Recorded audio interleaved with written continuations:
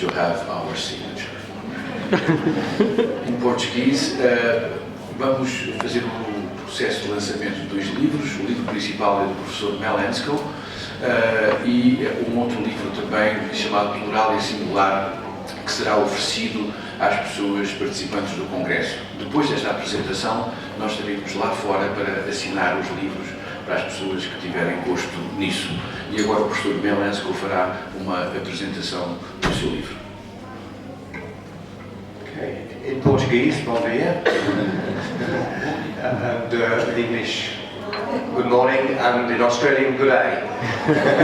Especially for Roger, who's spending at the back. Cheers, mate. Yeah. Well, thank you for breaking your coffee break and just spending a few minutes with us. Obviously, it's quite a big moment for me to have a book like this published. I should explain that I'm trying to hide my age, but I suspect I'll give it away. I've been associated with the Routledge group of publishers, because they've had different names, but for over 30 years. And when I was approached by Routledge to put this book together, I thought it was quite a big moment, really. My son calls it the greatest hits of, but I think that's a bit of an exaggeration, really. But I was very fortunate because the colleagues at Routledge are really excellent. It was Alison Foyle, who's here somewhere in the room. Where are you, Alison? I can't see you. Where is she?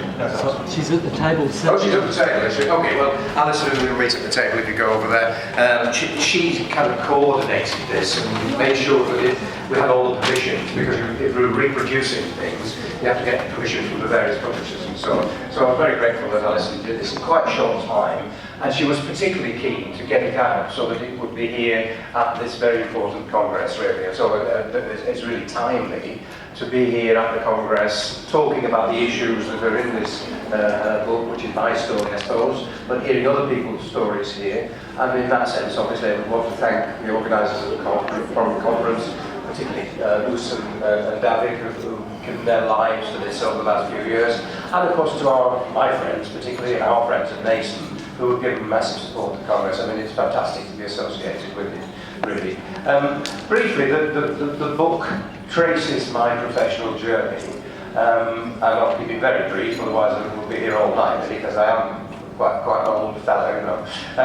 It starts when I was the head teacher of a special school in the Midlands, in the United Kingdom, and at that time, special education was regarded as a quite, I don't know what the right phrase to use really, but it wasn't particularly well regarded, to put it like that. There were lots of publications. The special education was a mess, really, in England at that time, in that respect.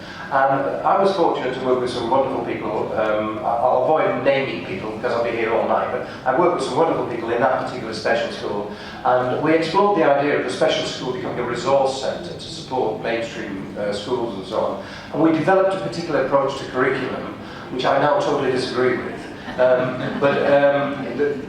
The lesson of that, which in a sense is the central argument of the book, and those of you here on Sunday night heard it again there, is this is really about people working together to solve problems, to bring together their collective expertise, and to learn from one another and argue and so on. And that's what we did all those decades, you know, in that particular special school, really. I went on from there to work as a local authority advisor in Coventry, and that was another wonderful experience there. We developed an authority-wide professional development program called the Special Needs Action Program, the SNAP. And it was quite influential in Coventry and got quite a lot of publicity nationally. We developed, and I don't mention this in the book, and I know it's the case, we developed the idea of the Special Needs Coordinator in Coventry, and it became part of national policy, and now international policy in that respect.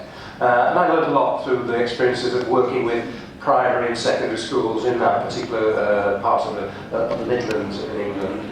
I went on from there to the University of Cambridge, and I worked for 10 years in Cambridge. And because my experience was all in the field, as a teacher, because I started as a teacher in secondary schools, as a teacher in special education, then as an advisor in local authority, when I went into university, I stayed with the idea of working with the field.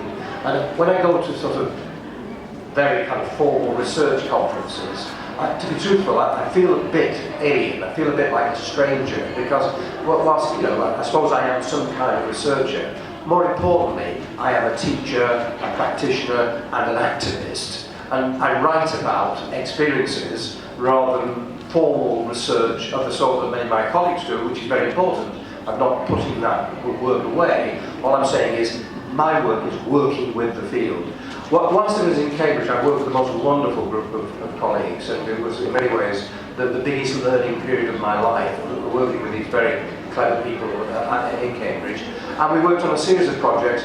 Probably the most important one for me was, I worked on a UNESCO professional development project, international project, called Special Needs in the Classroom. We probably wouldn't have called it that later. We would probably have called it inclusive education in the classroom, but that was the language at the time in that respect. And I remember we started with 8 countries. We had a big 2-week workshop in Harare, in Zimbabwe. We had Chile, India, Spain. I can't remember all the 8 countries. And Portugal wasn't involved at that stage. That project, like so many of the things I've been involved with, grew in a way that I'd not anticipated, because it was happening just about the time of Salamanca, and of course we got a big push from Salamanca, and we estimated later that something like 80 countries, people in 80 countries had taken part in that particular initiative. I mean, again, a fantastic learning experience for everybody, but especially for me, and there are people in the room who were part of that initiative in different parts of the world in that respect, really. What else did we do? During my period, after I left Cambridge, I went to the University of Manchester, and Manchester is my hometown, so I was going home, really, in that respect, really. And again, a series of projects, working with colleagues, working with the field. Possibly the most influential one, and again, probably we didn't realise it was going to be influential, was the Index for Inclusion project, which some of you will be familiar with. And we developed the Index for Inclusion as a school review instrument to be used in England because of our worries about the dangers of the English education policy around about that time, 1998, 99, there's a chapter about this in the book. And in a way that we hadn't anticipated. Well, the first thing was, in the year 2000, when the index was published in England, the government sent it to every school in the country. We were staggered. That wasn't what we expected, and it was a great victory that every school received the index. And often now when I go into schools, amongst all the dusty books and there's the dear old index on the shelf, in that respect. But the big thing that we hadn't anticipated, and of course this is the modern world, isn't it? The index went international. And it's now available, I've lost count, I think 40 languages or something. Never the intention. It was meant for England in 1999 or something. And now, I hear people in India, in Latin America, here in Portugal, it's available in Portuguese. It's amazing now how things take off in a way that you can't anticipate them, really. I suppose the major project that all led to was in, 2007. I was invited by the government in England to lead a project called the Greater Manchester Challenge. Now, to be honest, this was unbelievable for me. In fact, I felt as if I'd died and gone to heaven, because having been involved in all these little projects, relatively, in terms, I was suddenly invited by the government to lead a project with a budget of £50 million to work with 1,150 schools across the area of Greater Manchester in that respect, really. And just a fantastic opportunity to take the flag of inclusion and equity and to build it in a mainstream school improvement project. Because the project was about the improvement of schools. What government talk about, raising standards. And of course what government are interested in is scores on the doors, the examination, test results and so on. So I was able to build the idea of equity into that project to some degree. Of course, that's why the title is Struggles for Equity in Education.